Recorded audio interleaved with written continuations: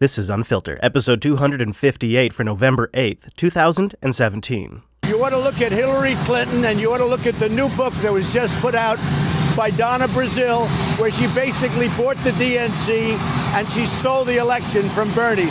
Donna Brazile, a former interim Democratic Party chair, writes in her new book, Hacks, that she stumbled onto a shocking truth about the Clinton campaign. She writes, I told Bernie the cancer was that she had exerted this control of the party long before she became its nominee. The accusation that Clinton stacked the deck against Sanders.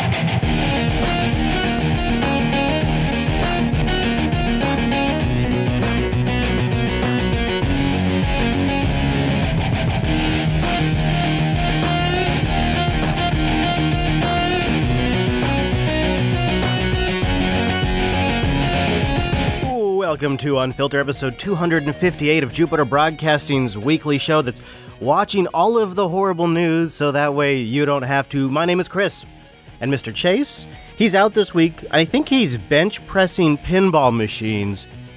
That might not have been what he told me, but it's probably cooler than what he did tell me. And the show had to go on this week because it's a huge, huge show. This week sort of concludes or adds at least a hell of a lot more context and first-hand experience to a lot of things that we have postulated, if you will, on this here show. I got Donna Brazile's new book, and I read it so you don't have to.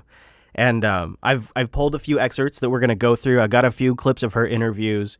There is actually really interesting things that are in this book. A lot of revisionist history. And we'll get into that too. I crammed this thing because it came out yesterday as we record this show.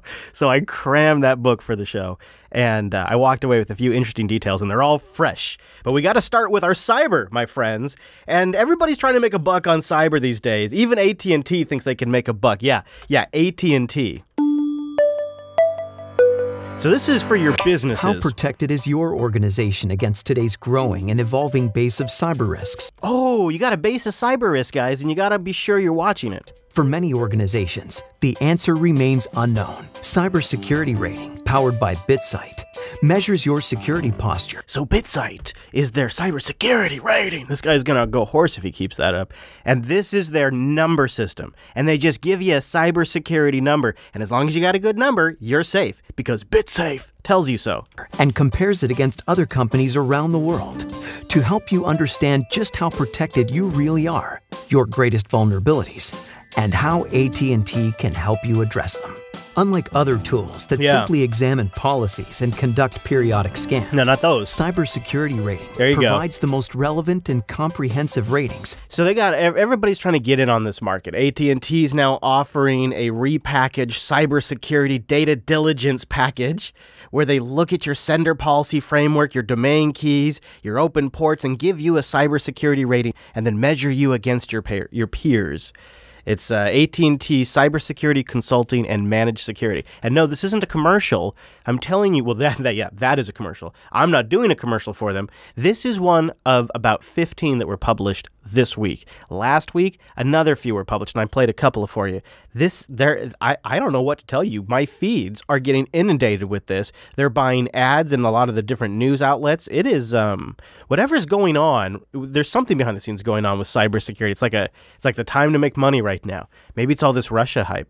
Speaking of Russia hype, apparently, some of Hillary's biggest allies were duped by the Russians. Yeah, Russian bots, no less.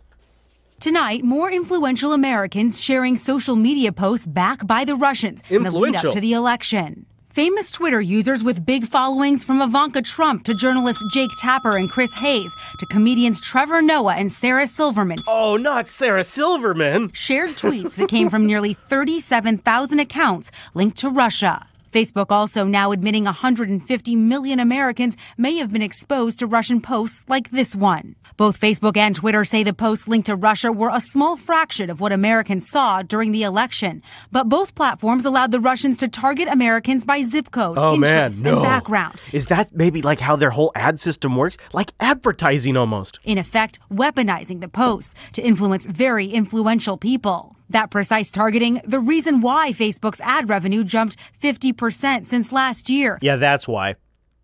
Yeah, not because it was an election and everybody who's in ads goes bonanzas when there is an election going on. Bringing in more than $10 billion in the last 3 months. Zuckerberg told investors last night he would not put profits over people. We built these tools to help people connect and to bring us closer together. And they use them to try to undermine our values. Actually, I believe you built this tool to get pictures of the hot girls in school. What they did is wrong, and we are not going to stand for it. They bought ads on your system designed to sell ads. The new revelations come after Congress grilled tech executives about Russia's attempt to meddle in the election on social media. Do you believe that any of your companies have identified the full scope of Russian active measures on your platform? Senator, our investigation continues. Now, the thing that alarms me about this is it really seems to be a push to get in further with social media. I saw another story about Instagram.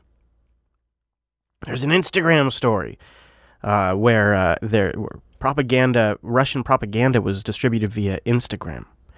And that you got to make sure you got to get Google Plus on there, got to get them too, might as well, right? I mean, maybe got to get Facebook, got to get Twitter, got to get Instagram, got to get WhatsApp and Telegram, got to make sure we get them all.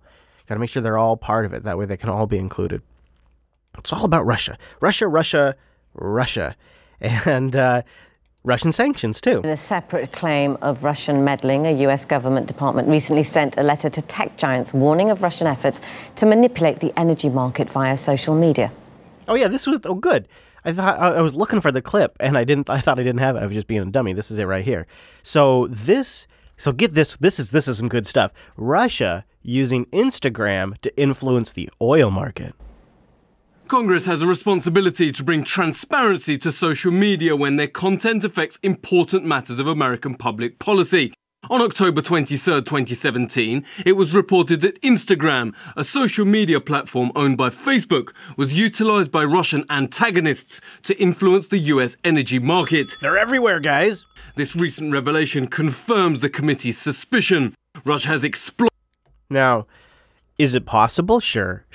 I'm not buying the fundamental premise that doing anything on these social media sites has any meaningful impact in the market or in the public. I'm in the voter base. I'm not buying that premise to begin with. I'm not saying they weren't on Instagram. Exploited American social media platforms in an effort to influence the U.S. energy market. The letter was referring to alleged Russian support for U.S. activists campaigning against the North Dakota pipeline. You see, the protesters for North Dakota pipeline were inspired by Russians, but not just Russians, Russian bots, even the Native Americans. According to reports in the U.S. media, the Russian government used bots on Instagram to encourage Native Americans to defend their land. Yeah, that's right. Instagram bots is what inspired Native Americans to defend their land, not their deep respect and entire culture around their land. Against the controversial project. In addition, the U.S. government has stepped up its sanctions on Russia's energy sector over Moscow's alleged interference in Ukraine. The latest measures unveiled on Tuesday by the U.S. Treasury put extra restrictions on firms working with Russian oil companies. They focus specifically on deep water, Arctic and shale projects. There you go. You got to get him back for that 4D chess. I mean, using Instagram to start the pipeline, protest, that's just, didn't even think of that. Maybe I should have thought of that. The legal vice may be tightening on President Trump's former national security advisor, Michael Flynn. Oh, we've been wondering when Flynn would come in, didn't we?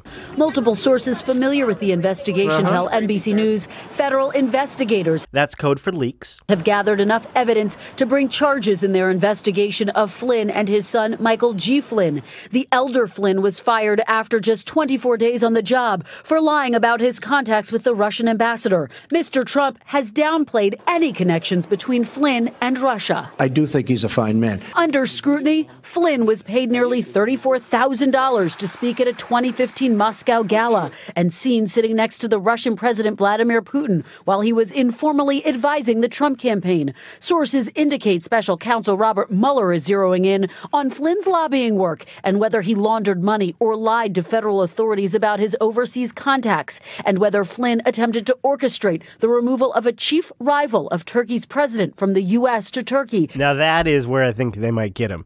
See, this all comes back to these little backroom deals for overthrowing governments or putting weight behind different administrations. It's what it really keeps coming back to. It's either in Turkey or Ukraine. It's both Manafort and Flynn's case. It's essentially the same kind of stuff. In exchange for millions of dollars. Sources confirm Flynn's son, who worked on the Trump campaign and briefly on the transition, could also face charges. If Michael Flynn, the elder Michael Flynn, were to cooperate with investigators, that could both save his son and potentially limit any consequences that he himself faces. It's the latest chapter in the Russia probe and comes after indictments last week of Trump's former campaign chair, Paul Manafort, which you can find more coverage in last week's episode. Let's keep going because I want to transition from Russia into Donna's book here pretty quick because it covers a lot of Russia stuff too.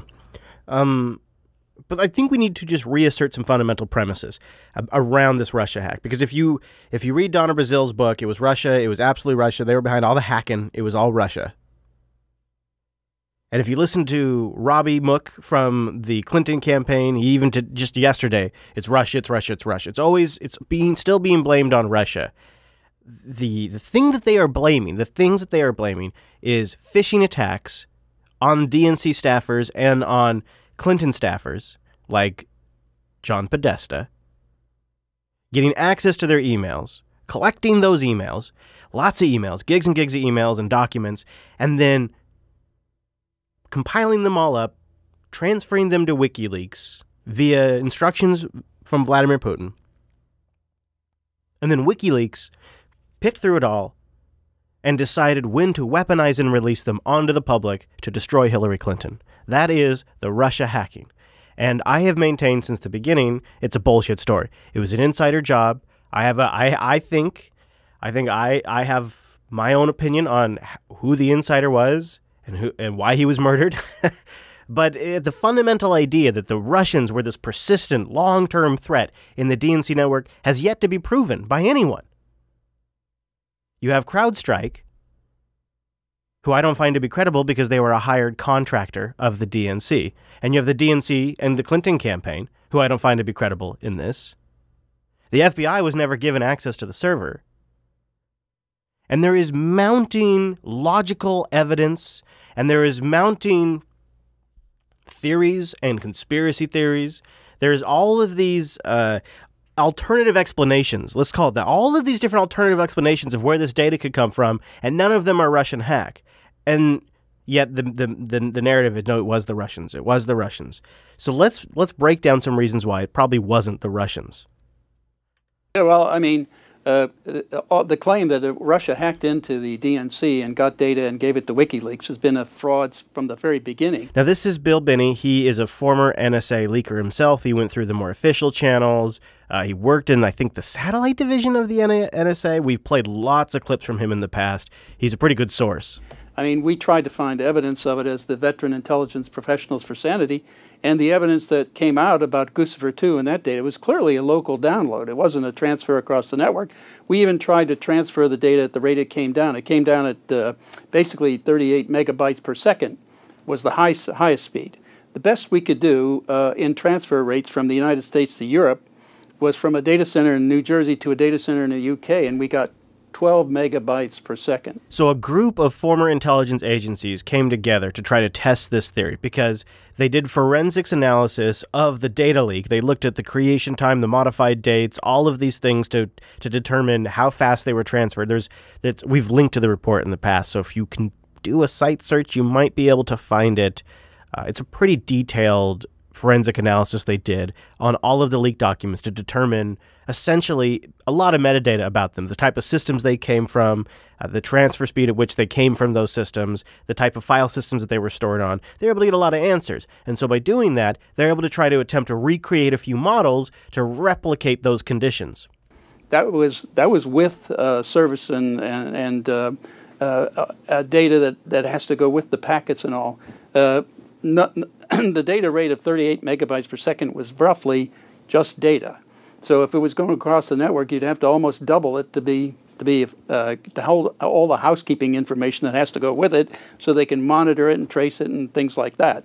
So, I mean, it was just impossible to get that rate out of it. So the rate that was published by Guccifer 2 on the 5 July data transferred out of the DNC could never be transferred across the network. And we tried it. And the further we went east into Bulgaria and Albania and things like that, the capacity just got less and less. So the best we were able to do was data centers from New Jersey to the UK, and that was 12 megabytes per second, roughly one-fourth the capacity just for the data, and probably 1/8 to handle all the housekeeping and the data.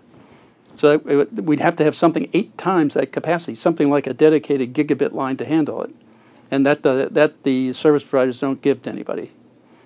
Well, I mean, the idea that they claim the 17 intelligence agencies that included the DNI is one of them. So let's stop there. So the 17 intelligence agencies is something that's still today, being thrown around. And I like that he laughs, because I always thought it was odd, too. The DNI, well, that's just the director's office. That's just like management. So who cares if they agree? They don't do analysis. That they all agreed that it was a hack by the Russians.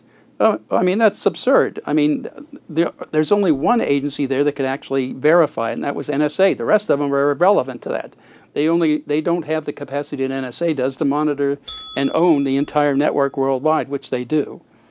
FBI doesn't. They depend on NSA to go get the data, and they investigate the data that NSA collects us. CIA does the same thing. And which agency wasn't sure? Which one wouldn't say with high confidence? Oh, that's right. It was the NSA.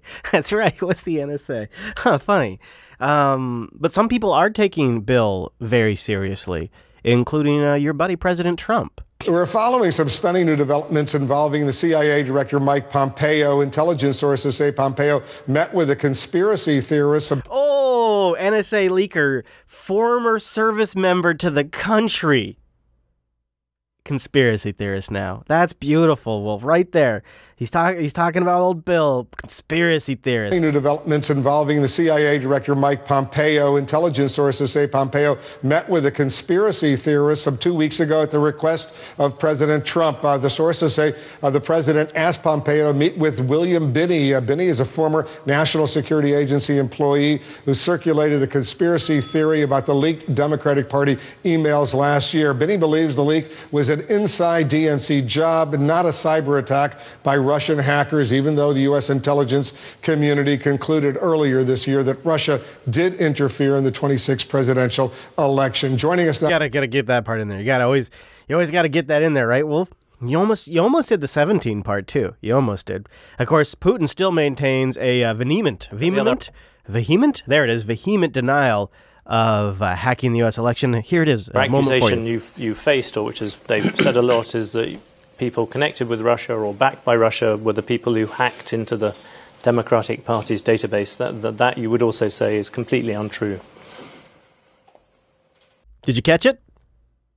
Did you catch it there? Because if you're not watching, you might have missed his extremely energized denial. Also say is completely untrue. Here it is. Yep, he nods his head. That's it. That's just, well, seems like that seals the deal to me. I mean, if he nods his head, then it wasn't Russia. Problem solved, I guess. I guess so. Okay, this book,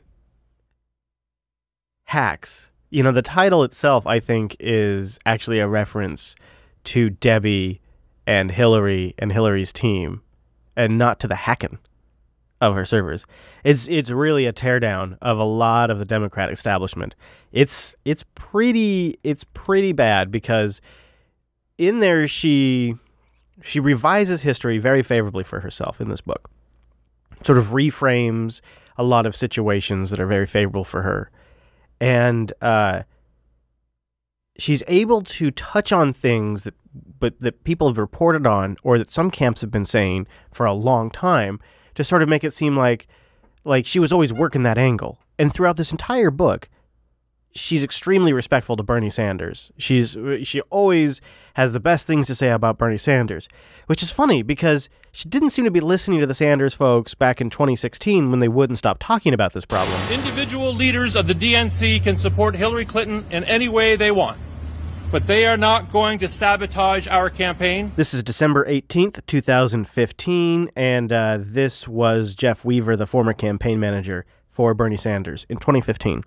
One of the strongest grassroots campaigns in modern history. I do believe that we have to replace the Democratic National Committee. This is Sanders in June of 2016. I know political parties need money, but it is more important that we have energy, that we have young people, that we have working class people who are going to participate in the political process. There's no question to my mind, and I think no question to any objective observer's mind, that the DNC was supporting Hillary Clinton, was in opposition to our campaign.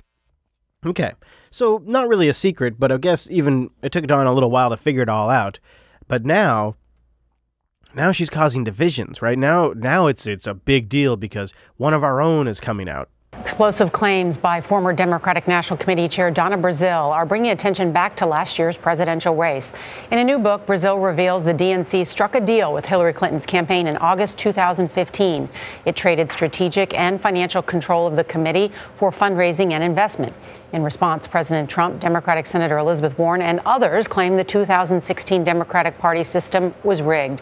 Brazile's tell-all book is called Hacks, the inside story of the break-ins and breakdowns that put Donald Trump in the White House. There is immediate tension in the room.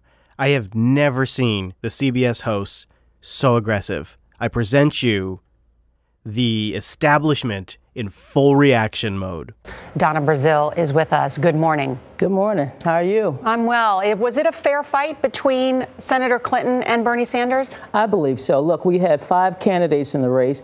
Hillary Clinton, no question about it, ran a very strong campaign. She had resources in the states that matter, especially those early states. She won 3 out of the 4 early states, and she went on to win more votes than Senator Sanders. But my purpose in looking into what happened was to find out if anything happened that we did not anticipate. Oh. And what I learned was there was a memorandum of understanding in addition to the joint fundraising agreement. It's going to start getting uncomfortable in a second when we start talking about the dirt. That hampered the DNC's ability to control its communication and some of its financial investments. Well, and I pointed that out. That's not entirely true, Donna. What happened was that in 2015, both Secretary Clinton and Bernie Sanders signed an agreement with the DNC, right? The DNC was deep in debt, and they agreed to help replenish its coffers. Nora, I was the vice chair of the party, and I had no idea there was a separate memorandum that gave one candidate control over selecting staff in 3 or 4 departments. Now, it may not be illegal, but I thought this was a supplemental agreement. A supplemental agreement that when I became chair, when I figured out,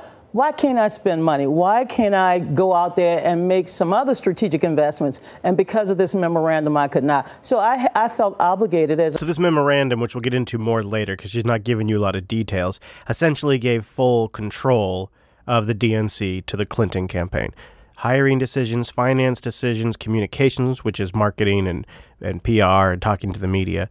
All of it was to be run through, approved, and financed by the Clinton campaign. I told Bernie I would at the convention that I would get to the bottom of it, and I found no instances that the party rigged the process, and I wanted to make sure that Bernie and his supporters understood. But your book does not seem to suggest that you think it was a fair fight. That's why I'm surprised to hear you say to Nora, no, it was a fair fight. Your book seems to suggest that you were bitter, you're angry, and on top of all of that, you seem very hurt. But it doesn't seem like you think it was a fair fight, Donna. You even called Bernie to explain to him, I found the cancer here. That doesn't sound like you think I'm also, first of all, I'm a member of the Democratic establishment in terms of, I'm on the Rules Committee. Mm-hmm. It is a fair fight. We don't set primary dates. They're set by the states. We set caucus dates. You called Bernie to tell him what? I called Bernie to explain to him that there was cancer that I could not destroy. And I could not destroy it because of this memorandum. I had 2 choices to make, and I think Bernie agreed with me. One was to expose it and expunge it and then disrupt the party in September of 2016, or to wait until the election was over with and to rid the party of basically allowing any candidates. But look, Hillary Clinton did something. So they're all 3 of them trying to go right here. It's kind of hard to tell on audio. Donna just said that she decided to wait till after the election to try to rid this problem, and all three of them try to jump in. Of basically allowing any candidates. But look, Hillary Clinton did something for the party that everyone should understand. The party was broke, and she... Let's stop there. It just gets kind of more obnoxious as we go on. I think we need to move into more substance and less discussion about that. So there is this whole... why are you doing this element to these interviews? Why are you doing this? Is sort of the subtext of all of the questions. We are back with a bitter family fight inside the Democratic Party after the release of Donna Brazile's bombshell book, Hacks, where she revealed her thoughts about replacing Hillary Clinton with Joe Biden as the nominee. I spoke with Donna yesterday on This Week. She didn't hold back on her critics. Our Mary Bruce is tracking all the reaction from Washington. Good morning, Mary. Good morning, George. Well, the explosive charges in this new book are rocking the Democratic Party and reopening old wounds from that bitter Democratic primary. And now the book's author, Donna Brazile, the former head of the DNC, is coming out swinging against her critics. For those who are telling me to shut up, they told Hillary that a couple of months ago. You know what I tell them? Go to hell. In an exclusive interview with George, Donna Brazile, the former head of the DNC, tells her side of the story. The latest stunning revelation, she considered replacing Hillary Clinton. I was under tremendous pressure after Secretary Clinton fainted to have a quote-unquote plan B. After this moment just 2 months before Election Day, Brazile considered putting Joe Biden at the top of the ticket. Again and again, I thought about Joe Biden, she writes, but adds I could not make good on that threat to replace her. I didn't want a plan B. Plan A was great for me. I supported Hillary and I wanted her to win. Shocked, more than 100 top Clinton aides write it is particularly troubling and puzzling that Brazile would buy into false Russian-fueled propaganda about our candidate's health. They're throwing it on Russia. Brazile also writes of a fundraising deal between the Clinton team and the DNC to help bail out the party. Brazile alleges it gave Clinton's campaign vast control and compromised the party's integrity. All right, so yeah, did it? Let's get into this a little bit here. So what I have for you now is a series of audio clips, so there's no video to correspond with these. And there's something that shocked me in this book. And it's how often Seth Rich gets mentioned. She even mentioned Seth Rich in one of her interviews recently. I love reading her book. If they don't like my book, don't buy it. But let me just say this. I have every right as a former chair of the party. Next year, I will celebrate almost 50 years in American politics. The Democratic Party is 170 years old. I get that, but how do you respond? It's not just the Clinton campaign. There's a lot of traffic on Twitter right now. I've gotten emails from Democrats, passionate Democrats, who say they feel betrayed by all this. Any regrets?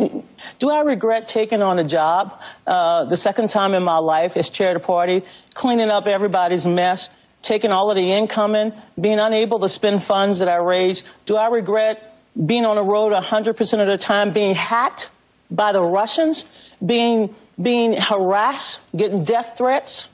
Do I regret any of that? George, this was worse than Hurricane Katrina in terms of the emotional toll. But do I regret standing up for what's right, helping Hillary Clinton, helping the Democratic Party? And let me just say this. As somebody who went through the hacking experience, being able to tell the truth about what happened with the Russians, the attack on our government, do I regret any of that? No, I wish I could have done more, George. But do you think this helps for the book to come out? Well, George, I mean, this is a lesson of 2016. If I released it next year, they would say, Donna, you're impacting on 2018. If I release it the following, Donna, you're impacting. George, for those who are telling me to shut up, they told Hillary that a couple of months ago. You know. Now, hold on. We've heard this part. Heard a lot tell me various things as well. But here's what they don't know. They don't know what it was like to be over at the DNC during this hacking. There you go. They don't know what it's like to bury a child. I did. Seth Rich. They don't know what it's like to bury a child. I did. Seth Rich. She's right there in the ABC interview. Various things as well. But here's what they don't know. They don't know what it was like to be over at the DNC during this hacking. They don't know what it's like to bury a child. I did. Seth Rich. That I feel like is almost a warning shot. She's pretty. I've been watching her. Well, I have actually followed Donna Brazile since she helped get Obama reelected. But I think she's been around. She's been around for a very, very long time. She was around during Gore's run. I think she helped run Gore's campaign. So she's been in politics for a long time. I think she uses her words pretty carefully in a way that Nancy Pelosi or someone else fails to do. So when she's dropping Seth Rich in an ABC interview, I don't think that's an accident. In fact, she drops Seth Rich a lot in the book. This is one of the more memorable times. I love reading her book. Oh, not sorry. These are, by the way, excerpts from the book. This is one of the mentions that stuck out the most to me in the book. I got to the office before noon on Sunday carrying a box of items I brought from home to make my office more personal. I had so much on my mind. I barely remember the drive there. When I turned onto South Capitol Street, I started to cry. But not about the situation the party was in. This would be the first time I entered the building since Seth Rich was murdered on the streets of D.C. on July 10th. And seeing the building brought back grief about his death. He had been walking home from a local bar and barely a block away from his apartment in Washington's Bloomingdale-LeDroit Park neighborhood when he was shot in the back in what police said was a robbery attempt. The police were there within minutes, and Seth was still alive and talking when they arrived. But he died later that morning at the hospital. And they were all very upset about it, she says. I guess she's owning it. She's not hiding away from it, I suppose. That's interesting. She never seems to indicate that she believes that he was the source of the leaks, but she does state a couple of times in the book that the death of Seth Rich scared her. She moved away from windows so that way she couldn't be sniped. She closed her blinds at home. She considered buying or hiring bodyguards. She was scared for her life after the murder of Seth Rich. Which I thought, that's odd. Why would a random mugging gone wrong make you scared for your own life? And she says that a couple of times in the book. Something else that she stresses in the book is that Obama really screwed over the DNC and the Democratic Party financially and left it ripe for the picking for Hillary. She was able to swoop in like a vulture and give them the life sustenance of money that they needed thanks to Barry rolling them. As I saw it, we had three Democratic parties. The party of Barack Obama, the party of Hillary Clinton, and this weak little vestige of a party led by Debbie that was doing a very poor job getting people who were not president elected. As I saw it, these three titanic egos, Barack, Hillary, and Debbie, had stripped the party to a shell for their own purposes. Barack never had seen himself as connected to the party. He had not come up through it the way Joe Biden and Hillary had, but had sprung up almost on his own and never had any trouble raising money for his campaigns. He used the party to provide for political expenses like gifts to donors and political travel, but he also cared deeply about his image. Late into his second term, the party was still paying for his poster and focus groups. This was not working to strengthen the party. He had left it in debt. Hillary bailed it out so that she could control it, and Debbie went along with all of this because she liked the power and perks of being a chair, but not the responsibilities. Oh, and she's not even saying they're doing it for malice either. The way she talks about it is just very cold. She's like, this is what they did. I don't even think they were trying to do it to be mean. It's just who they are. It's how they roll. And one of the moments that I really liked is she called out the total bullshit around the Hillary collapse at the 9/11 memorial event. And this was the moment that you heard them mention earlier, and we'll go further into in the overtime, where she briefly considered replacing Hillary and Kaine with Biden and Booker. Is that 9/11 event.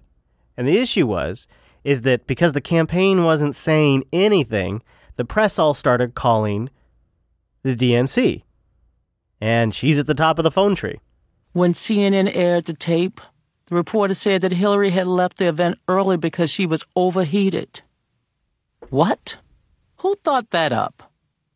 They made her sound menopausal, which was unlikely in a woman at the age of 67. I emailed Brooklyn to express my opinion about what a stupid explanation that was. For a campaign that had a reputation for being closed off and sometimes less than truthful.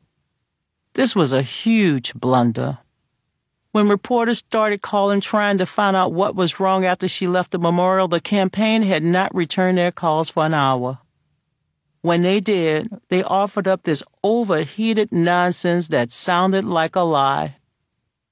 I was calling Mignon and Charlie trying to figure out what I should say. My phone was jumping. We'll have another clip in the overtime So it's just all of these insiders, we're all calling this bullshit. Well, we're sitting here on the show going, man, this really looks suspicious. This doesn't sound right. These things don't add up. You know, they really didn't follow any kind of Secret Service emergency procedure for health. Like, all this stuff's really strange. And people are constantly pushing back in real time in the chat room and in the comments. You guys are crazy. You guys make up conspiracy theories. And here you have it from Donna Brazile. She herself is saying none of this makes sense. The fact that the press could not get a straight explanation out of Hillary or her staff meant they turned to the next person on their list. Me. I emailed advice to the campaign, quote, "The media is going to run with the health narrative, so do not sit idly by. Get a statement from a doc. Let the public see her and let it go. Don't sit on this, please," end of quote. I also offered to go on television to refute rumors that she was gravely ill. I was frantic to give the correct answer to the media as soon as I knew what the answer was. There's an obvious power struggle back and forth throughout the entire book. I don't even know if Donna realizes it, but she reveals it in her writing. And that is, the Clinton campaign wanted total control over Hillary's message and all communication, and they didn't want the DNC screwing it up because, to the Clinton campaign's view, the DNC was a bunch of punks and kids that were low budget, low rent, didn't know what they were doing, a bunch of peasants, and the Clinton campaign was a lean, mean president-electing machine. And so they didn't want her going on the TV and explaining what was happening because they didn't want her, a powerful black woman, to be the face for the Clinton campaign. And so they were silent. The next time we saw Hillary on television was that afternoon when cameras filmed her exiting her daughter Chelsea's apartment in Manhattan's Flatiron District. She was smiling and waving to the crowd of press that had gathered out in the street, her eyes hidden by dark glasses. She didn't look bad, but she was not giving them an answer about what had happened on that curbside at the memorial. She said some nonsense about how she was fine and wasn't it a beautiful day in New York. Then she stopped to take a selfie with a little girl who had been waiting for her and got into the SUV to go home to Chappaqua. Again, who decided this was the best approach? She should have thanked them for their concern and told the truth about what was happening to her body. If she had been honest, we could have all moved forward. Campaigns are exhausting, and most people would understand if a candidate was pushing too hard. By shrouding this small incident with so much mystery, they made it much bigger than it had been. See, this was a problem because the Clinton campaign was super secretive about this stuff. A lot of people in her lower levels had no idea. They thought it was allergies. And so I would not be surprised if this really ham-fisted solution was not just the making of Hillary herself as a quick salute. Let's just do this. It'll be fine. And they also fed into this impression that Hillary was lying to us. Was this a lingering effect of the concussion she had suffered in 2012, where she was out of commission for weeks and had double vision for 6 months, and later a blood clot? Did she have brain damage? Did she have Parkinson's? The rumors were flying all over the internet. She dropped the Parkinson's there in that part. Like, really twisting the knife there, Donna. Hillary's going to hate that part.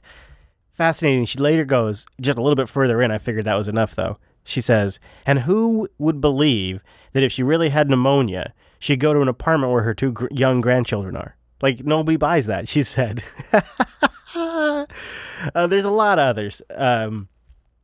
I thought I'd save you, though, and just play you a few of the highlights.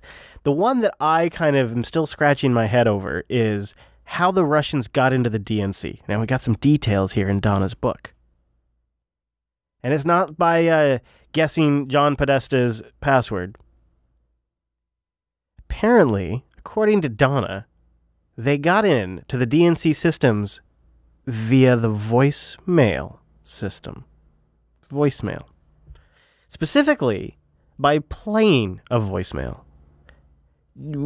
How, Discord room, does this sound possible at all to you? Here, I'll play the clip. You decide. They can also use voicemail if the phone system is integrated with the computer network.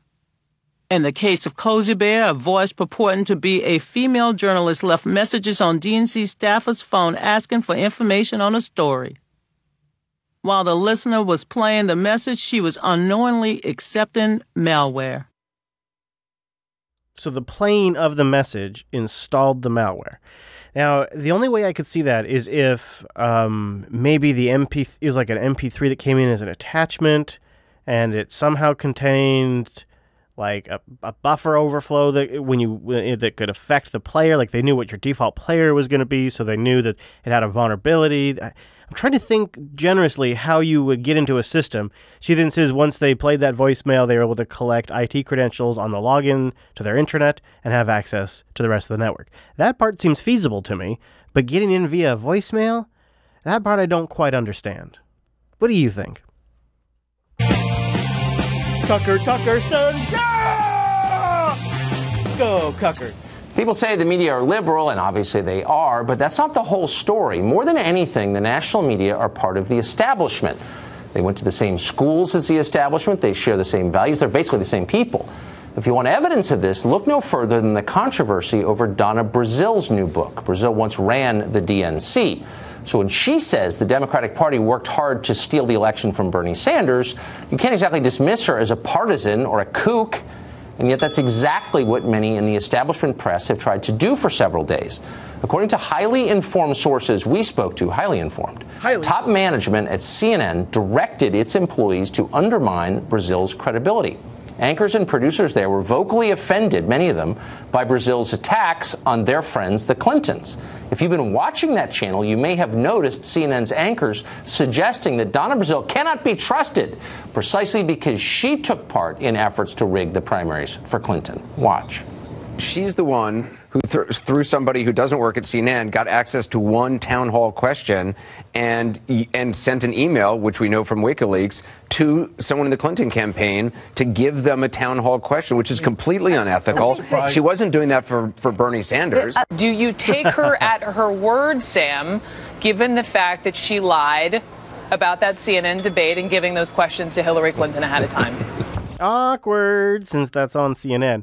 Yeah, so the Discord's thrown a different couple of ones. Producer Matt says, could the playing of the MP3 have triggered a flaw on the PBX? That's even less likely than triggering a flaw on the local workstation. Steve says, if there was a flaw in the player, like Ubuntu had when it ran scripts embedded in Nintendo audio files just by browsing the folder, which was last year sometime, then someone could craft a waveform that included a script that is converted to MP3. I don't think that's possible, Steve. But you are kind of going down the right path.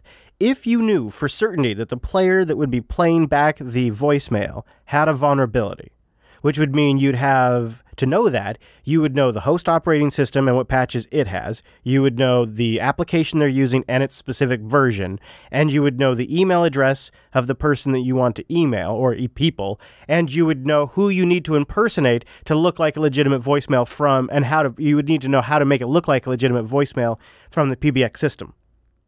Which means you know which PBX software they have, which voicemail system they have, and what their voicemail emails typically look like, and how the attachments are named.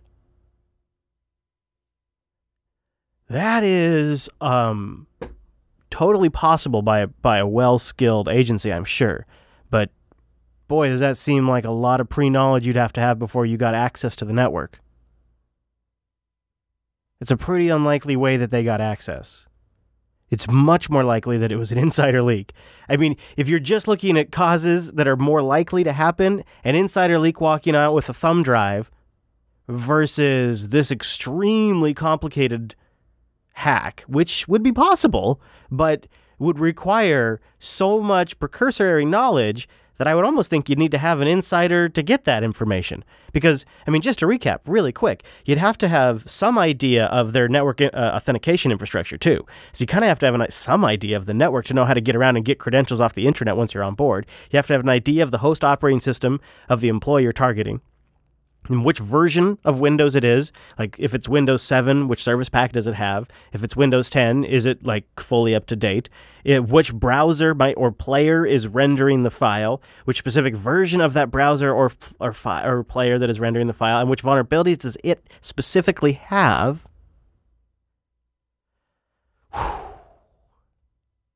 And then that just gets you executing code on the local box, which then you can start monitoring keystrokes and logins. But that doesn't even necessarily get you root access to anything. You get access to whatever presumably a secretary or an assistant who was listening to voicemail had access to. And then you island hop from there. I mean, it's the level of attack that would be extremely difficult to pull off. And I would love to have more information. I wish they would have given the server over to the FBI so that maybe that could have eventually become public record. Right now, I'm very uncomfortable believing all of it, having been a security contractor who came in for hire to do penetration testing. There's always a motivation there. Before cyber was called cybersecurity, before everybody was freaked the fuck out about IT security, the way my company got in as IT consultants is we did penetration testing. And so we had IT admins and desktop guys and salespeople and me, the penetration tester. And we'd come in and demonstrate to them that their network was vulnerable to attack. And I would breach a network. First, I would breach a network without any knowledge of the network, and then later I would breach the network from inside the network. And the client would pick and choose, like, do you want us to try it with basic user credentials? Do you want us to try it with no credentials? And then after I did all of that, I wrote, and it took a long-ass time to write these, a very long, detailed report designed to scare the shit out of the client and sell our services. And I've also been in the position where a client gets routinely audited by an agency or sometimes like the FDIC, which is what I specifically have some experience with, where if they fail an audit, they fail a test, they will hire a firm to come in and retest after they've made the fixes. So in this case, they had to upgrade to Windows 2000, and they had to turn on a certain level of FSMB signing and fix certain vulnerabilities. Then it's my job to come in and give them a passing grade, so that way they don't get shut down by the FDIC. If the bank loses its FDIC insurance, they go out of business. And same with HIPAA violations. You see, so the client hires you with a very specific goal in mind, and even if it's never even implicitly stated, it's implicitly understood by any salesman and any sales team that's worth anything at all, because it's how you make a living in that industry. And if you fail to understand some of that basic give and take aspects of a client-customer relationship, you don't stay in business for very long. So I have an extremely hard time accepting these contractors on their face. Even if you Google their name and they get great results and they seem to be well known, and they have people that look like they're from military on their board. I understand all of that, and I'm still saying I'm not dismissing it out of hand, but I don't find it to be compelling, convincing evidence. And the other source of evidence comes from the Clinton campaign, and they don't provide any source of information either. So we have compelling, what seems to me, compelling evidence that suggests it was locally transferred over a LAN connection to large storage. We have someone's name, Seth Rich, that gets dropped a dozen times in this book and in an interview on ABC News, who was murdered, who was a Bernie supporter and a panda lover. And then you have a convoluted 8D chest layer hack on how they got in to the DNC as an explanation. The whole thing stinks. But what I'm left with is the unshakable realization that Hillary Clinton delivered Donald Trump to the American people on a silver platter. She never had a chance of winning. And Donna makes that point over and over again in ways that I find to be credible, and I don't find to be revisionist history, because it was palatable. It was palatable even here in Washington, which is a super blue state. It wasn't until the very last couple of months of the election that I even saw a Hillary bumper sticker. The I'm with her thing. Like, I saw lots of Bernie. Saw lots and lots of Bernie. Didn't see many Hillary bumper stickers until the very, very end, when people sort of resigned themselves. But those aren't the type of people that get off their ass and go vote either. It's something. because it was noticeable. And you could see it in the crowds versus Trump's and Sanders versus Clinton's. You could see it in the attendance. In fact, if you go look up pictures, they're very carefully taken to try to make crowds look large, but you can tell they're intentionally taking them, and there's no really far away huge crowd shots. And they even brought out massive celebrities to try to bring out more crowd. She was an anemic candidate that didn't have a chance of winning. She doesn't have appeal. She's too disconnected from the general public, and it was time for a populist candidate. Bernie probably would have won. And if they could have switched out Joe, he might have won too. And now we have a situation where Donald Trump and Elizabeth Warren agree on the same damn thing. I want to ask you one other question, Senator. We learned today from former Democratic National Committee Chairwoman Donna Brazile that the Clinton campaign, in her view, did rig the presidential nominating process by entering into an agreement to control day-to-day operations at the DNC. The Clinton campaign controlling the party's staffing, strategy, finances, communications, and that agreement was entered into in August 2015, a year before she defeated Senator Bernie Sanders. This must shock you. Look, this is a real problem. But what we've got to do as Democrats now is we've got to hold this party accountable. When Tom Perez was first elected chair of the DNC, the very first conversation I had with him is to say, you have got to put together a Democratic Party in which everybody can have confidence that the party is working for Democrats. Here's what she's really saying. There is a core group of Democrats, Elizabeth Warren, Bernie Sanders, I would bet Obama, I'm guessing there, and absolutely Donna Brazile, that all are painfully aware that the established Democrats are causing them to lose important elections. The gig's up. The American people are sick and tired of them, and they're making the party look bad. And these characters, like your Elizabeth Warren here and your Sanders, much more populist candidates. They're going to resonate much more with the voters, the people that actually get off their butt and go vote. And they know that if they need to win, they got to get 70-year-old Hillary Clinton off the top of the party, and they got to get people that are way more populist. Even Bernie. Even Bernie, although I bet he's not running again. But even having him there and having him be a voice of that party gives legitimacy to that demographic that they're trying to reach. And I think both Donna and Warren are fully aware of this. Rather than Democrats are working for the party. And he's being tested now. This is a test for Tom Perez. And either he's going to succeed by bringing Bernie Sanders and Bernie Sanders representatives into this process, and they're going to say it's fair, it works, we all believe it, or he's going to fail. And I very much hope he succeeds. I hope for Democrats everywhere.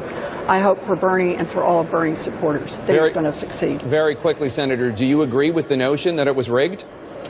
Yes. All right. Democratic Senator Elizabeth Warren. There you go. It's rigged, she says. They got to fix that. And I think the reason why they know they know because they know the emails are out there.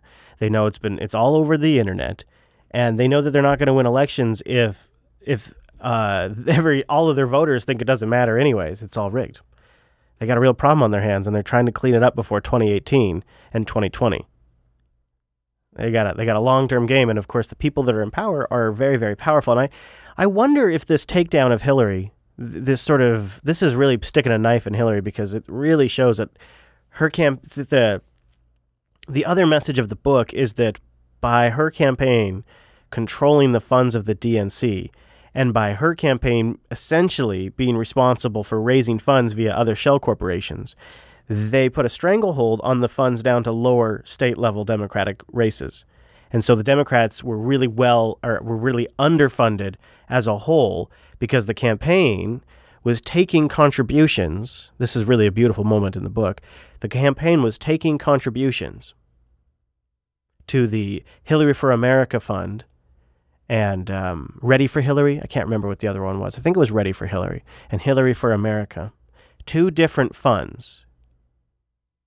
And they could take donations for the lower states, run them through there, and then make small contributions to Hillary's campaign, to the Clinton campaign, to make it look like she was getting a lot of small donations. What they were doing is they were basically taking money that they were getting from in another shell company, donating that to the campaign in small amounts to make it appear as if the campaign was getting a lot of grassroots funding. Meanwhile, Sanders was truly getting grassroots funding. Speaking of funding, there's another story that could have been just a whole show this week, and that's the Paradise Papers. A leak of 13.4 million files exposed tax abuses of the global elite. The so-called Paradise Papers name people and companies from around the globe who shelter their wealth in tax havens, a practice blamed for draining billions of dollars from national coffers. RT America's Alex Mihaljevic is in Toronto with more. Alex, what has been uncovered with the release of these Paradise Papers? One major thing has been uncovered, and that's the fact that this offshore financial system runs deep and also runs above ground with assistance from above ground. So there's law firms, accounting firms, banks that are involved in this, that keep this thing alive, this offshore system. So that's an interesting facet of it. And when you see that, there's political players here, entertainers, sports celebrities, people across the board. So just breaking down the system itself, it's not only even people. We're talking about corporate giants that are being found out here. Apple, Uber, Nike, all of these companies trying to avoid taxes using this offshore system. So this is absolutely massive. And this leak also differs in the fact that it's not looking at one jurisdiction like the Panama Papers. We're looking at 20 jurisdictions around the world. Now, some of the major players here, we have a list for you of... Woo! It's a bonanza. So that's RT's take. Let me show you NBC's take on the Paradise Papers. See if you can spot the difference in coverage. Tonight, Commerce Secretary Wilbur Ross fighting back after accusations he failed to disclose ties to a firm linked with top Russian oligarchs, including Russian President Vladimir Putin. I think it's just an example of the press trying to find anything they can, however remote or silly, to attack the president and somehow link him to Russia. This is nonsense. The leaked documents reviewed by the International Consortium of Investigative Journalists shows Ross owns a stake in a shipping company, Navigator. One of their biggest customers is Sibor, a Russian oil firm owned in part by close associates of Putin's, including his son-in-law and two other oligarchs who are targets of U.S. sanctions. So you notice the difference there where NBC sort of took a Russia focus on that story? They just sort of went all in on Russia for that. Blame it all on Russia. There is maybe something to blame for Russia, what's going on in Saudi Arabia. I haven't seen it yet, but I could see this being pinned on them. In Saudi Arabia, hours after a major purge of the kingdom's political and business leadership, a senior Saudi prince and 7 other officials have been killed in a helicopter crash near the country's border with Yemen. Prince Mansour bin Makin, the deputy governor of Azir province, was returning from an inspection tour when his aircraft came down. OMG, OMG, OMG. Boy, what are the chances, just as he's cleaning house, that those guys would die? Yeah, have you heard about what's going on over there, this anti-corruption committee? It's a shakeup sending shockwaves across the kingdom and the world. Saudi Arabia detaining top officials in a sweeping corruption probe. Among them, one of the world's richest men, billionaire investor Prince Al-Walid bin Talal. Recently interviewed by CNBC's Andrew Ross Sorkin. He has been the singular face of business and finance and relationships between Saudi Arabia and the rest of the world. Known for his Twitter feuds with then-candidate Trump and purchases of large stakes in companies like Apple, Twitter, Citigroup, and News Corp. Some of the detainees reportedly held here, Riyadh's glamorous Ritz-Carlton. Yeah, this is the prison that they're in, the Ritz-Carlton. Let that sink in for a second. When these rich sons of bitches in Saudi Arabia get rounded up, they go to the Ritz-Carlton. You think they have that same treatment for everybody else? The arrests came just hours after the Saudi ruler, King Salman, created an anti-corruption committee led by his son, Crown Prince Mohammed bin Salman. Oh, yeah, keep that prince in mind. The stated goal is to root out corruption. There are others who are whispering about whether this is really about a consolidation of power. The ambitious young prince, next in line to the throne, has been growing increasingly powerful, launching economic and social reforms aimed at modernizing the kingdom. Saudi Arabia tonight, a nation in flux. Lucy Kafanov, NBC News. In fact, I think, although I don't have any audio on it, I think the president, or the king, I guess, I'm sorry, I'm such an asshole. I don't really, the prince is going to be taking over. Long and short of it, the prince will be taking over. So that's all developing. Saudi Arabia is also, all this is happening with Yemen in the background. We'll talk more about that in the overtime.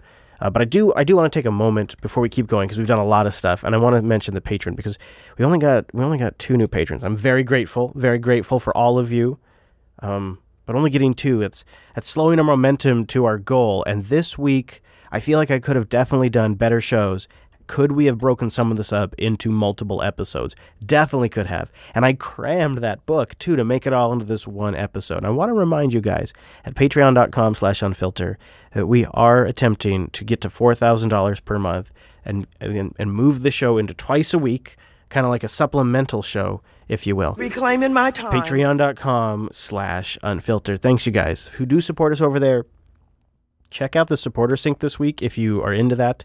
And by the way, the supporter sync is not going to be way back in the back catalog. That is getting harder and harder to find. I wonder if we could pin a post. Anyways, so much more stuff in the Donna Brazile folder if you want to check that out this week for this week's 258 folder. Now, with all of that said, it's time for the high note. Mommy needs a joint. So let's get into a little bit of news. And the best way I figure to get into that is the hard-hitting journalist, Dr. Phil, helping us learn about the risks of marijuana with kids. You say you smoke marijuana for breakfast, lunch, and dinner, you said, and lots of times with your mother. Do you have any idea what the research says about the neurological impact of that on a teenage brain? No, and I don't care. Oh, she's defiant, guys. Oh, they found themselves a defiant eye roller. I've told her that. Well, that tells me the research is correct. Mom's also rolling her eyes. Oh, the research is correct because she's defiant. So he goes over the effects of marijuana on teens. I thought you should know. Here they are. Teenage brain are extremely well documented. Woo, extremely. And it indicates that it creates difficulty thinking and problem solving. Like, when you're high. Problems with memory and learning, impaired reaction time, coordination and concentration, decreased cognitive flexibility and visual scanning. Yeah, the problem is none of this lands. They really got to get better at this. Difficulty maintaining attention, lower academic success, higher likelihood of dropping out of high school, increased depression and or anxiety, higher risk of psychosis with family history, lower life satisfaction, and poor physical health. Boy, that is a dangerous plan. Yeah, she looks like she has all of those, doesn't she? She looks like she's really suffering. We got to come up with a different tact, because here's the problem, is you become an adult and you maybe move to a state where it's recreational and you light up and you go, well, fuck. All that shit they said in DARE was totally crap. It was all fake. They lied to me. I'm not out there doing heroin now. They lied to me. And it totally it opens your eyes that the all of this hype around this big scary weed was just that. And I think it damages their case with kids. I think it makes them less credible. And they need to go for a more credible kind of approach. And there's going to be more and more kids that have access to it, so they better figure it out, because it is a money maker. Is up early, bringing you more news stories. 6:20 right now. There will soon be medical marijuana growing operations throughout Northeast Ohio. And already the state has made millions of dollars on that process that leads to legalizing marijuana farms. Now, did you catch that? I want to make sure you understand this. They haven't made weed legal yet, and they're already raking in millions. James Girardi is here to break down the numbers. This is going to be irresistible to cash-starved governments. The state has made well over $2 million already, and these operations haven't even started. Oh, certainly ecstatic. I mean, it's a lot of it just because of all the effort. Dr. Matthew Noyes was one of 14 applications approved by the state to grow medical marijuana last week. He was granted a level 2 permit, meaning he can only grow marijuana in a 1,600 square foot area. Level 1 permits will be granted in the coming weeks. Level 1 permits will be allowed to grow medical marijuana in a 25,000 square foot space. Woo! Combined, there were 185 applicants for both levels. Multiply that by a $20,000 application fee for level 1 and a $2,000 application fee for level 2. The state has already made $2.2 million. And it doesn't stop there. There's an annual license renewal fee, $20,000 for level 2 and $200,000 for level 1. The state stands to make another $2.6 million every year. For the E-Team this morning, I'm James Girardi. The E-Team, guys. That's the E-Team. That's good. That's yours, Arch. Oh, man. Well, there you have it. Archie Bradley's local news, the E-Team.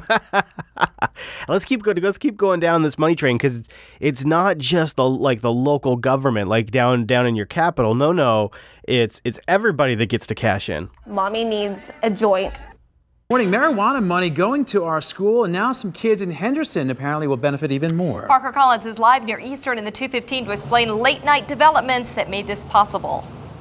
Beth, it feels like I was just here, but that's because only a few weeks ago, recreational marijuana was legalized in Henderson. I mean, look, up here, the sign's still out in front of this building. It's fresh. But just last night, new. Henderson City Council approved a resolution to give 30% of business license fees to schools.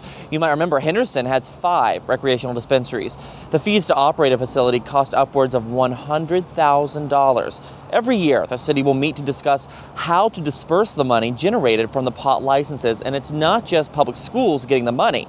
The resolution says higher education institutions are eligible as well. So it looks like marijuana is raking in a lot of money for the state. And coming up a little later in the newscast, I've got some numbers about that could surprise you. Oh, man, it could surprise you. And then one more continuing in this theme of show me the money. Show me the money! Mommy needs a joint. Well, it's a strange catch-22. You run a legitimate business, but you're denied access to banks. That could be the dilemma facing pot shops come January. KPX 5's Juliette Goodrich explains. This is a core problem everywhere it gets legalized. This is my banking system right here. Sheila Cross runs the Farmer's Flower business and delivers medicinal marijuana to clients in the East Bay. But she says as demand picks up, business transactions are getting trickier and she says, frankly, riskier. There's no way for us to be able to legitimately and legally take credit cards, take ATM. There's no banking system for us at all. Yeah, it is a mess. Why did they call the cops? And it's a big problem that I've talked to a couple different shop owners here. I was actually thinking about doing a vlog series on some of the cannabis industry here, because it's a new industry that's growing up and building itself right now. Everything has to be locally sourced, locally grown, all that small batch crap, and they can't use the banking system very easily, and it causes all kinds of complications, like when you have to pay taxes. Since banks are regulated by the feds, most will not touch cannabis cash. Because anything I use that money for federally is considered a crime. So do you have to stash your cash, Yes. so to speak? Yes, we In all safes, do. hidden? We all do. California Treasurer John Chung says it's trouble just waiting to happen in an expected $7 billion industry beginning next year. In Southern California, a dispensary owner was kidnapped, tortured, and maimed after being driven into the desert in a futile search for non-existent buried money. A dispensary operator in LA, to pay his city tax, would have to walk, through the streets of LA to the office where the tax was collected. I have a message for the banks. Hey, banks, don't be douchebags. Accept the profits of a local small business. It saves lives. With hundreds of thousands of dollars. It's not a safe situation. Today, the state treasurer announced one safety strategy in order to collect marijuana tax payments, hiring armored car services to pick up the cash. The cash would then be counted at the courier's facility, while the physical cash would be taken to the Federal Reserve or a commercial bank willing to take such funds. A credit would be made to the state or local taxing agency's respective bank accounts. I'm terrified. It's terrifying. Until we have a way that we can do paperless transactions, I think we're always going to be at risk. The state treasurer is also looking into creating a public bank for cannabis businesses. There you go. A public bank owned by the state of California. But that certainly wouldn't happen by January 1st of next year. You know what you also have to wonder, Discord Room just brought it up, is this maybe an opportunity for cryptocurrencies? At the end of the year, you're going to have to pay taxes, and you're going to have to pay employee wages in cash. But you do have to wonder if there couldn't be some sort of back-end system, the store of value in Bitcoin, so that way they didn't have to keep the cash on hand all the time. Maybe not Bitcoin, maybe another cryptocurrency. But it does seem like a blockchain, a public ledger, and a currency based on math that we all agree is legitimate could essentially make some of those banks irrelevant for these small businesses. Maybe one day we'll see something like that. In the meantime, this is your veggies and protein portion of the show. I'm wrapping up here. We continue on in the overtime. I got more Donna. We got more stuff to go into. But if you gotta leave, if your time is tight, I understand. So let me just give you a few bits of parting wisdom right now at this point in the show. Number one, you can get your thoughts on the show by being part of our Club 33. We'll do Chase's sack when he gets back. Patreon.com/unfiltered to get in there. But you can still give us your thoughts and your feedback at JupiterBroadcasting.com/contact 100% for free, just like this here show is. And if you can't be a patron, we would still appreciate you spreading the word. And if there's just a particular point that you want to share, I'll remind you that YouTube does offer time codes. And if you're an Overcast player, rating us in there, giving us a star, and you can also share time codes in Overcast. It's another great way to do the audio portion of the show. We appreciate that too. In the meantime, follow me on Twitter at ChrisLAS, follow the network at Jupiter Signal, our live times at JupiterBroadcasting.com/calendar, and that live stream at jblive.tv. Unfilter should be back, I think, with a full crew next Wednesday. Big thank you to producer Matt for all of the hard work, and we'll see you next week.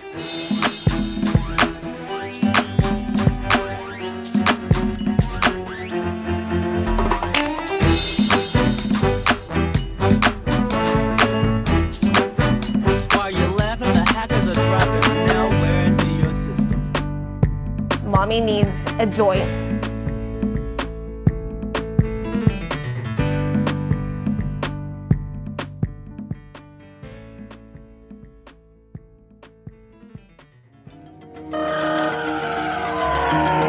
Don't believe past Chris. Follow the voice of future Chris.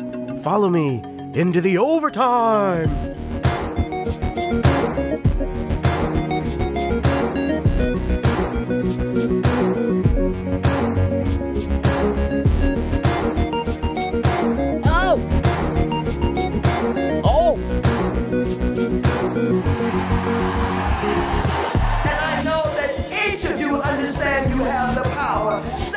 Yes, thank you to our new patrons this week, who's only 2 of them, actually, so the rest of you are apparently asleep. But thank you very much to Patricia and to Ryan. You are taking our torch into the future! Over at patreon.com/unfiltered. Thank you to you! And only to you, too.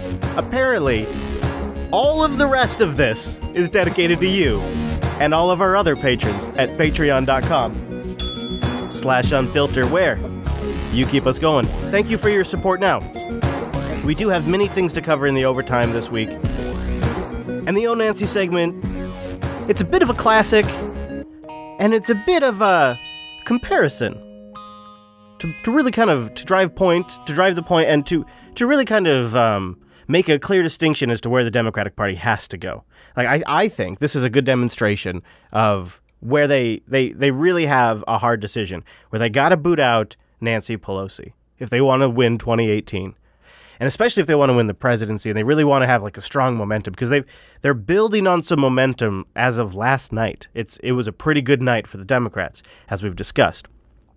Now, how do they capitalize that and actually execute wins in 2018? Well, I'll present you what I think is problem number 1, because it's at the heart of the party, the leadership. Nancy Pelosi will be confused in this clip about the time of day. She will several times botch the name of her own guest. Is it still morning? Yeah, it's still morning. She asked if it's still Good morning. Everyone includes tax incentives for corporations, buffet of tax giveaways. They're just the tip of the iceberg when it comes to the suffering under the GOP bill. There has adult son Andrew with microcephaly who relies on Medicaid, and Michael Smith, Nabisco workers. And hearing from our special guest today, we'll lead off with Suzanne Flashman. Thank you, Susan, and you've answered the question, why? Why would they take away this extraordinary medical deduction for extraordinary medical expenses? Okay, so I could keep going. I don't need to. I think I've made my point there. And I also have another example. The budget, which is the framework for where we go from here. Today, they have started to unveil a tax bill designed to plunder the middle class in order to put into the pockets of the wealthiest 1%. She takes a big sigh there, and you can see Maxine Waters is standing behind her. I'm not sure what the big sigh is about. Maybe she's getting frustrated about having to read. In order to put into the pockets of the wealthiest 1%. We have always said we stand ready to join the Republicans at the table to produce growth, to perpetuating a catastrophic transfer of wealth from the middle class to corporations and the wealthy. Say it over and over. Say it overnight, as she says. All right, so that's Nancy Pelosi, a key political figure in the party. And she's sort of the poster child to the quote-unquote millenniums out there that think that the Democrats are a bunch of corrupt establishment bastards who have been in politics for about 20 years too long.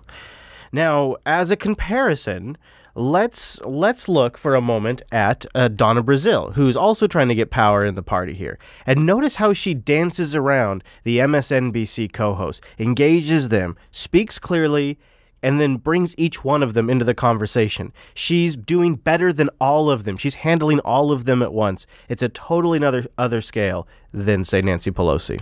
Former interim chair of the Democratic National Committee, Donna Brazile, she's out with the new book you may have heard, titled Hacks, the inside story of the break-ins and breakdowns that put Donald Trump in the White House. Donna, good morning. It's good to see you. We're going to talk about the book in depth in just a moment. I want to ask you about what we saw last night. State of Virginia, state of Maine, state of New Jersey, here in New York City. What happened?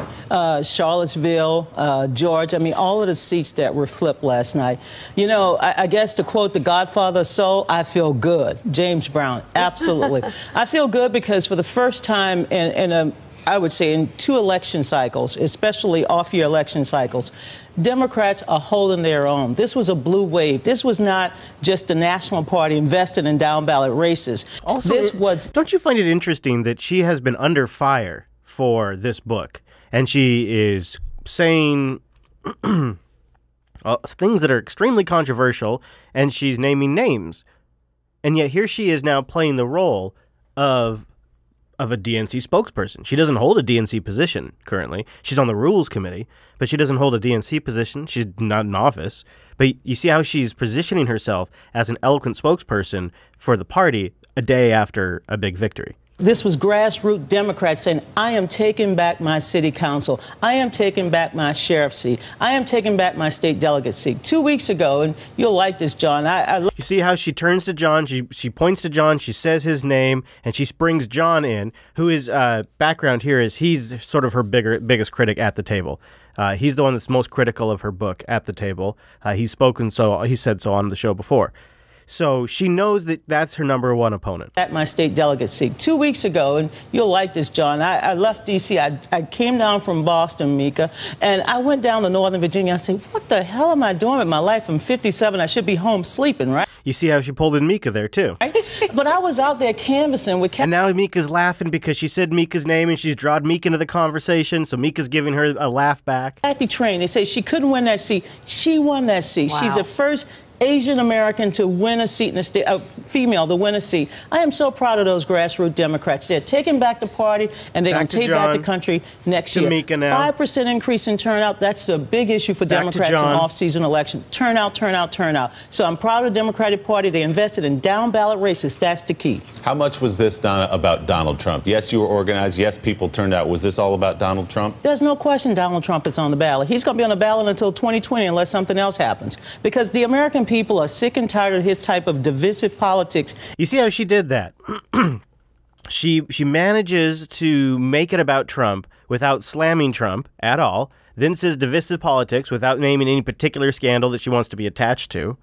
And well, let me back it up, because there's one other thing she does here that I think is very smooth. To win a seat in the state, female this year, 5% increase in turnout. Donald Trump. Yes, you were organized. Yes, people turned out. Was this all about Donald Trump? There's no question Donald Trump is on the ballot. He's going to be on the ballot until 2020 unless something else happens. Unless something else happens. You see how she smoothly says, yeah, maybe he'll get impeached without even saying the impeach thing, whereas the other gals would stumble around that a little bit. Here, now they throw a book quote at her finally. How this all started with last week with the Politico piece that exploded online and got picked up all across the country.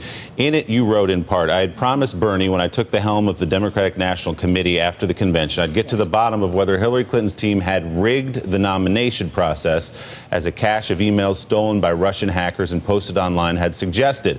I needed to have solid proof. By September 7th, I had found my proof, and it broke my heart. That's our emphasis, by the way, on the graphic with the bold.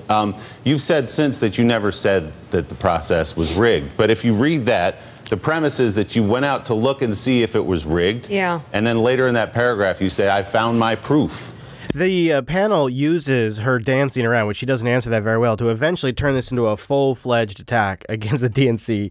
It's 18 minutes long, so I'll save you from it, but it is in the supporter sync if you would like to watch it. But I draw that comparison there to show you how Donna Brazile performed compared to, say, how Nancy Pelosi might perform. And even when Nancy's at her absolute best, I'm not that impressed. Here she is on Tapper, and I will charitably say I think this is probably Nancy the best we've seen her in about a year. Republican Senator Lindsey Graham says that if you and the Democrats take the House back in 2018, the first thing you will do is impeach President Trump. Is that true?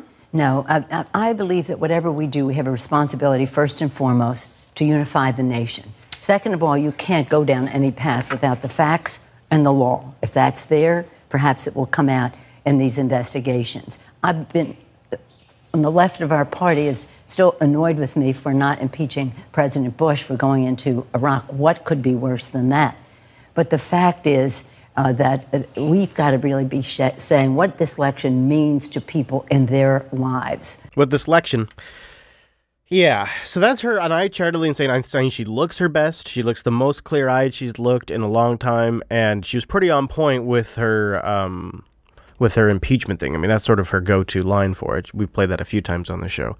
I want to just do a couple more Donna clips, and then we're just going to be all done with the Donna Brazile stuff for the overtime and get into a whole bunch of other stuff. But let's go more into that story that Donna Brazile considered replacing Hillary Clinton with Joe Biden, and let's actually talk about that for a moment. Fox News alert: the Washington Post reporting a stunning new excerpt from Donna Brazile's new book. The newspaper reporting Brazile at one point seriously considered former Vice President Joe Biden to replace Hillary Clinton as the Democratic nominee after Clinton, as you remember, fainted at a 9/11 ceremony in New York in 2016. She had been suffering from pneumonia, as you remember. Brazile writing, she considered the switch in part because Clinton's campaign was, quote, anemic and had taken on the, quote, odor of failure.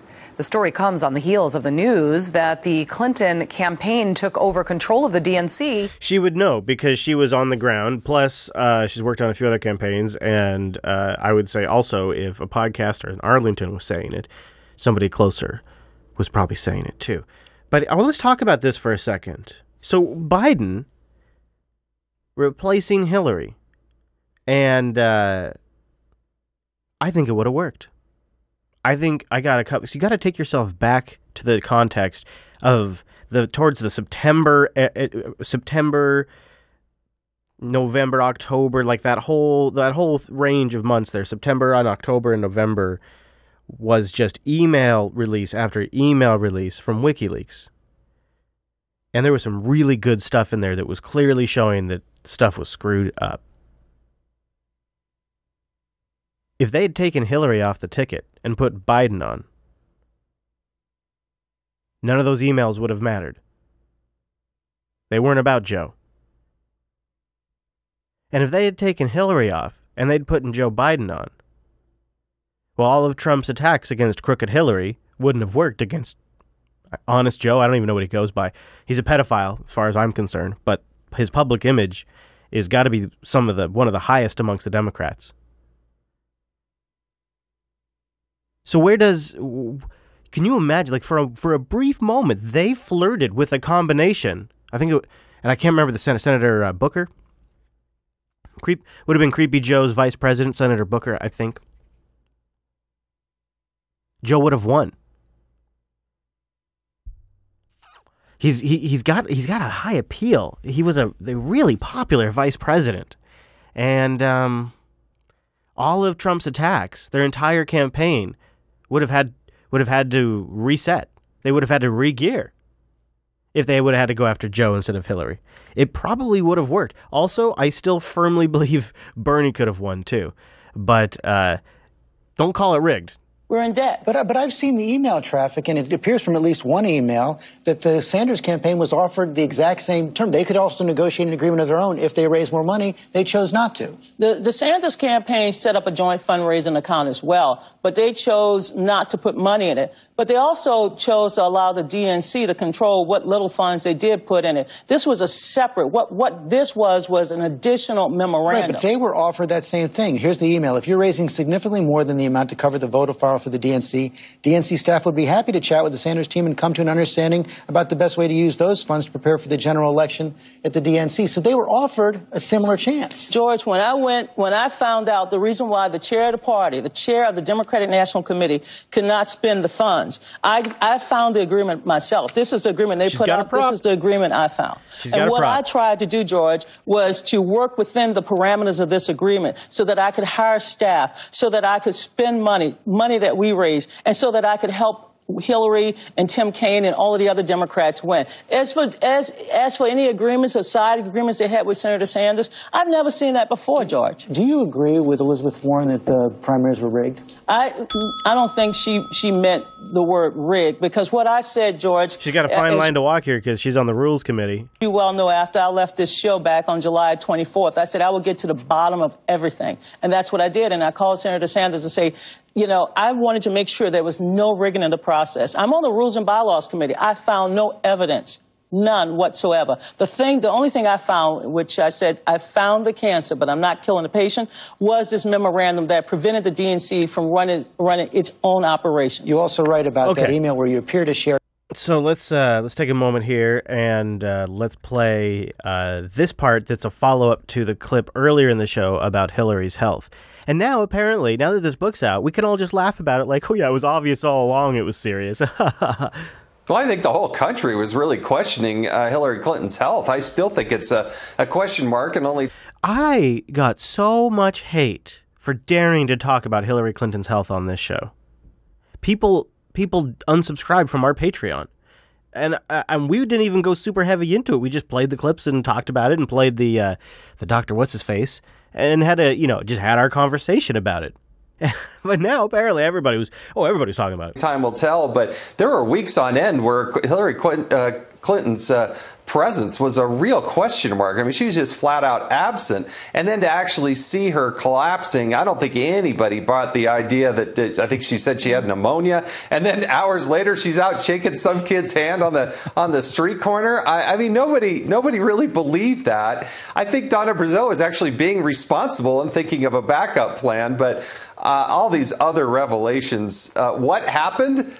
It sounds like that book maybe needs to get rewritten because it was a little incomplete. Well, the Hillary camp, they are obviously not happy about this new book coming out by Donna Brazile. Here's an open letter for Hillary for America 2016, that team. They say, we were shocked to learn the news that Donna Brazile actively considered overturning the will of the Democratic voters by attempting to replace Hillary Clinton and Tim Kaine as the Democratic presidential and vice presidential nominees. It is particularly troubling and puzzling that she would seemingly buy into false Russian-fueled propaganda spread by both the Russians and our opponent about our candidate's health. So, Jason, now the Russians are to blame. I mean, that's just laughable. I mean, it's just everything is Russia's fault. And yeah. You notice that? I've been noticing that too. It's funny. That's funny. I've been noticing that. Also the other thing I've been noticing is every time there's a big corrupt group in the news, there's one man's name that's usually quickly associated with it. New documents exposed close ties between the Podesta group and high-ranking Saudi officials. So you've been hearing about all this Saudi Arabia news, and then this.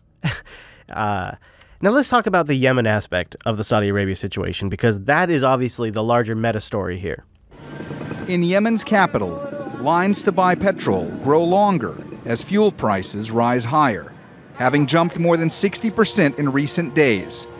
The result of Monday's announcement from Saudi Arabia that it would block all Yemeni air and land routes, as well as seaports, in response to a missile attack from across the border earlier this week. Residents of Sana'a, already accustomed to a humanitarian crisis in their country that seems to grow more dire every day, are angry. This is a humanitarian crime. They are exterminating the Yemeni people, and no Muslim should be doing that. These are unjust operations. But it's not unexpected for those who kill children to close some ports. The price of cooking oil has also spiked. At a news briefing in Geneva on Tuesday, UN officials expressed deep concern. The situation is catastrophic in Yemen. It's the worst food crisis we're looking at in the world today. 7 million people on the brink of famine, millions of people being kept alive by our humanitarian operation. So this is a lifeline that must be continued every single day. There is also growing worry about how the blockade will impact efforts to combat Yemen's cholera epidemic. With more than 900,000 suspected cholera cases and over 2,000 deaths since the outbreak began in April, the World Health Organization is calling on Saudi Arabia to allow for the flow of medical aid into the country. So this is really what's going to have to probably change the situation in Yemen from the dark shadows of like the out of the public view and into the public view with this. Usually once the kids get involved and medical gets involved, the public starts to get imagery and the stories start coming in. So maybe we'll start seeing more coverage of Yemen. We've been slowly collecting some in the background to see if we could maybe put together a special on it, just kind of catch everybody up on what's going on. But really not all the assets have come together. It's sort of the big issue. Maybe it's because really I'm sure it's probably possible, if I'm honest with you. It's just it's a time thing. We spend a certain amount of time on it, but there's just so much stuff going on that that's what takes priority, is the breaking news. Speaking of some of that breaking news, this week there was another shooting. Devin Kelly killed 26 people inside this small Texas church with a semi-automatic rifle that by law he should not have been allowed to buy. In 2012, just months after beating his first wife and stepson at New Mexico's Air Force Base Holloman, Kelly escaped a mental health facility, according to police records. An employee from Peak Behavioral Services who followed Kelly to a bus station in El Paso told police he was a danger to himself and others, as he had already been caught sneaking firearms onto Holloman Air Force Base. Oh boy, we're going to have a problem here. We're going to have a real big problem here, because you got the mental health issue and getting access to guns, and then you have on the other spectrum, they can't get into the phone. The phone of the subject was turned over to us. We flew that on a DPS plane last night to Quantico. They're in the process of looking at the phone. Unfortunately, at this point in time, we are unable to get into that phone.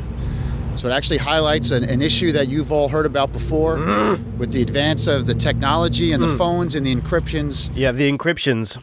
Law enforcement, whether it's at the state, local, or the federal level, is increasingly not able to get into these phones. This guy is half literate, increasingly. So I'm not going to describe what phone it is, because I don't want to tell every bad guy out there what phone to buy to harass our efforts on trying to find justice here. Jesus. I can assure you that we're working very hard to get into the phone, and that will continue until we find an answer. Here we go again. Here we go. This is it, right? This is it. This is going to be the wedge they can use. Boy, it's great, man. They got one for the mental health and the shooting and the guns, and they got one for the encryptions and the cyber and the phones. I don't know how long that's going to be quite honest with you. It could be tomorrow, it could be a week, could be a month. We just don't know yet. But we're going to keep working on that phone and the other digital media that we have, and we can turn that over to the Rangers. All right, so That's something I'm going to be watching because I think that could be the bigger long-term story from that Texas shooting. Then, of course, you have all of the politicians that are trying to make hay from a tragedy like this. So let's go to our senior White House correspondent, Jim Acosta. And the media. And Jim, I mean, this story started breaking at the end of my show yesterday. We're not even really 24 hours, barely 24 hours in, and the president is already pushing Congress for several major changes.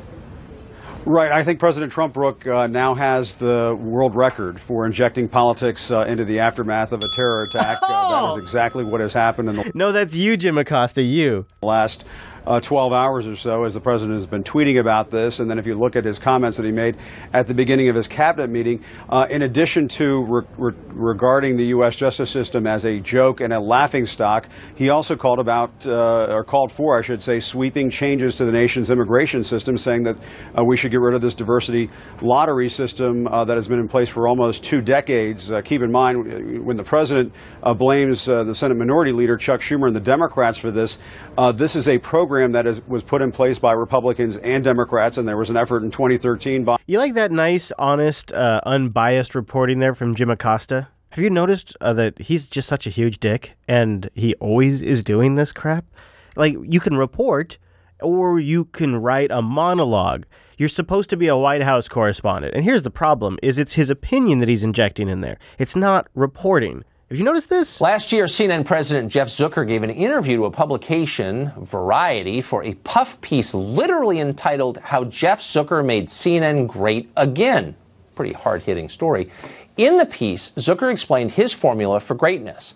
Hard news, and yet more hard news. Quote, he said, I think our air, as opposed to others, is truly fair and balanced. Zucker said that, apparently without snickering, which raises the question, how much CNN does Jeff Zucker actually watch? Has he seen Jim Acosta lately? Acosta is CNN's senior White House correspondent. That's a title that suggests journalism rather than uninformed commentary. And yet here's Acosta from just 2 days ago, unloading what is clearly a pre-rehearsed little editorial on CNN's air. Watch. I think President Trump, Brooke, now has the world record for injecting politics into the aftermath of a terror attack. That is exactly what has happened in the last 12 hours. You don't have to see the clip since he doesn't play the whole thing, and I wanted you to hear the whole thing. Yeah, I agree, though. Jim Acosta is he's a bit of a maniac. And Tucker, I guess, what's he going to do, right? He's having some fun. Now, there's one thing that you can't deny, and that is Amazon is now a monster. I've been saying it for years, and I'm not the only person to make this up, I bet. I mean, what do I know? I bet other people have been saying this. Reclaiming my time. But Amazon is the new Walmart of the internet, and they are getting in every segment they can. They're getting rich. Show me the money! So they're going to get into prescriptions. This past week, the drugstore wars heated up. The pharmacy chain CVS was reported to be in talks to acquire Aetna, the nation's third largest health insurance company. There's also talk that online retail giant Amazon could soon be selling prescription drugs. Dean Reynolds has more on this. If you think Amazon has had a limited impact on the marketplace, you might try looking for your local Radio Shack or Borders Books. And now, having expanded beyond books into delivery services and lately groceries, Amazon is sending tremors through a new target of opportunity, drugstores. Amazon won't confirm such a move, but in recent months, it's won approval from 12 states to become a wholesale distributor of pharmaceuticals and medical devices. Stocks of Rite Aid, CVS, and Walgreens took a hit. Yeah, they're all down. Even if they just could get into like a few of them, like sleep apnea and diabetes supplies or something like that, they would serve such a huge market. Just from the hints. If the company even thinks about looking in the direction of a particular product or service, it seems to have a ripple effect. RJ Hodavi is a business analyst at Morningstar. I think it's going to take some time for them to really build out. Because prescriptions are not books or records, and as the nation faces an opioid epidemic, the company would have to take care not to worsen the flood of pain-killing medication. This isn't like a lot of the other industries they've gone after before. There's more regulatory barriers. There's data sharing barriers they got to go through. You'll now be able to use Amazon Key. Amazon has already raised security questions with a new service. Well, you imagine, so they're talking about the Amazon Key service, which if you haven't heard this, you get, it's a whole kit, And it includes a couple of different third-party automatic Bluetooth Wi-Fi lock thingies. And it's all set up with a webcam, so you get to see every time somebody comes there. And they put a webcam inside, and they'll even include an installation service. And then the delivery person can unlock your front door and drop off packages at your house. That's Amazon Key. That's crazy. Nobody wants that. Except for maybe elderly folks that need prescriptions and have reduced mobility. Then all of a sudden, you could see that's a lot of people. A lot of people that have reduced mobility that can't come to the door. And if Amazon's selling prescriptions, they're going to be opening up people's doors.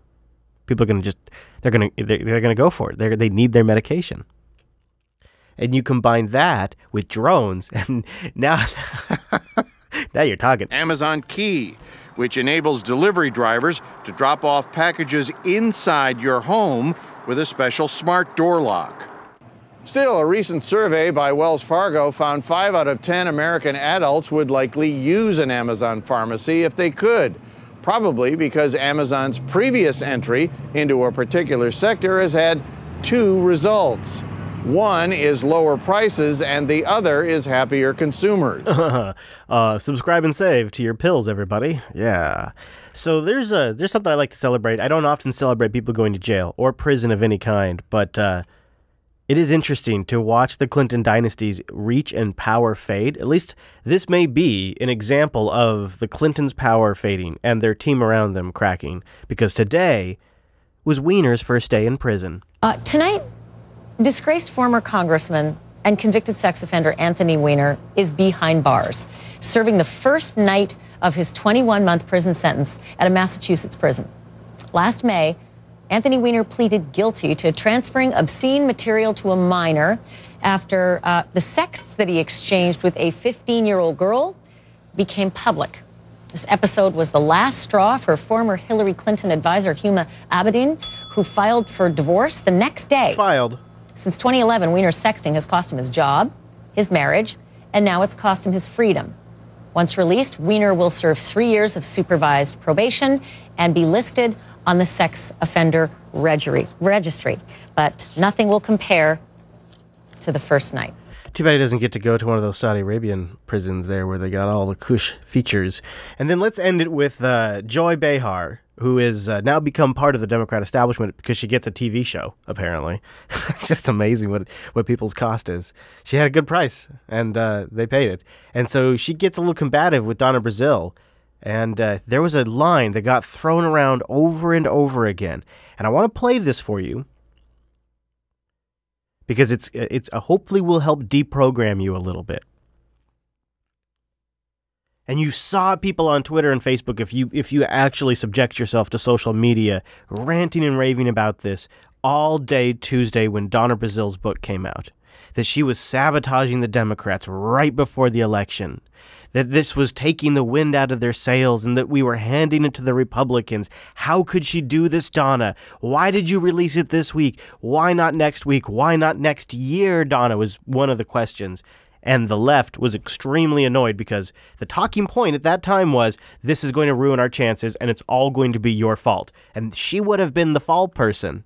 But now that we have the benefit of time, we know that Tuesday night went great. We know that things turned around fantastically for the left. And all of the prognostications, all of the concerns, all of the telling her not to publish it, don't do it, shut up, don't talk about it, was for nothing. Because none of it materialized, and it's a perfect example of how they do this crap all the time to silence people, and they try to blame them, and she would have been the fall person if things hadn't gone well, and she has nothing to do with it. The book didn't affect it in any way. Back to your book for a second, because you threw a lot of people under the bus. The DNC is mad at you. Robbie Mook is mad. Maybe even Hillary might be mad. I'm not sure about Hillary. I saw Mook. He's upset. So if you're watching the video version here, so apparently Joy is having conversations with Robbie Mook and sometimes Hillary. But what I like is Donna just starts rolling her eyes when she mentions Hillary, but then she gets more serious after that. Even Hillary might be mad. I'm not sure about Hillary. I saw Mook. He's upset. But here's the question I have have for you, and I wanted to ask you, why the timing of this book? Today's election day. Why are you giving red meat to Trump's side? What are you doing, Donna? A lot of people ask. She doesn't really have it. What she says. Yeah, why not have a week next week? Yeah, why not next year? Why not next year, Donna? Well, guess what? It didn't work out, and we got a lot of good nuggets. She likes to revision history, that's for sure. She's a master at that. If you want to get it, well, I've warned you. Hope you enjoyed today's show. That wraps it up for the overtime. Let me leave you with a little wisdom. Spay and neuter your pets. Goodbye, everybody. I think I heard that somewhere once.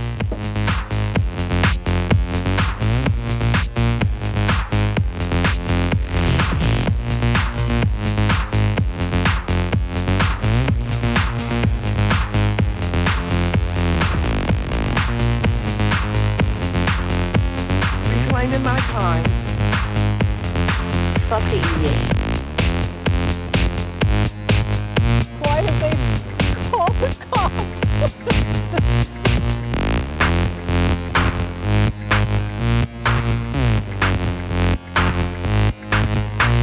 While you're laughing, the hackers are dropping malware into your system. While you're laughing, the hackers are dropping malware into your system.